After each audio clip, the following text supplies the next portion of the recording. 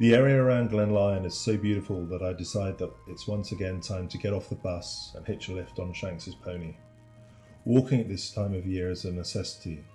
The autumn colours are particularly vibrant and are not to be missed under any circumstances.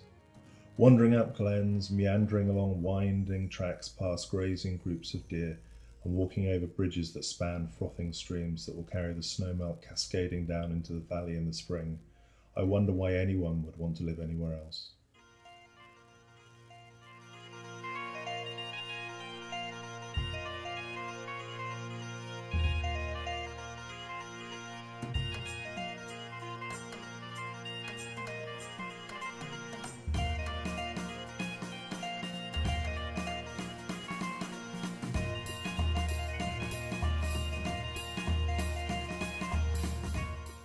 The day is beginning to draw to a close as I arrive at the tumbling waters of the Spey.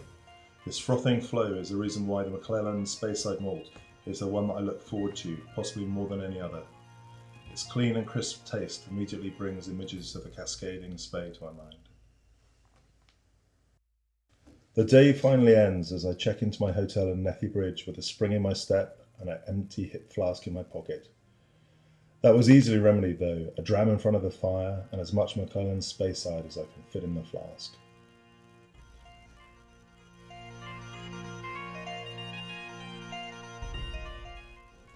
The next morning it's a short hop to Boat Garten, that slice of the Spey where ospreys live off the plentiful supply of salmon in the river.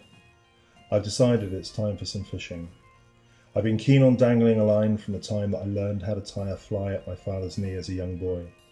But since Georgina Ballantyne got a huge salmon on the Tay a couple of years back, a 64-pound monster that has given her the record, I've been convinced that I must be able to do better than the best of the fairer sex.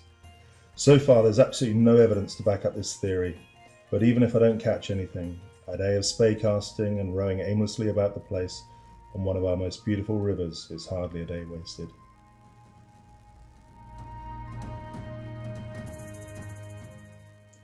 Fishless but refreshed, the next morning there's time for one more wistful look back at the Spey before I catch the train back to Edinburgh.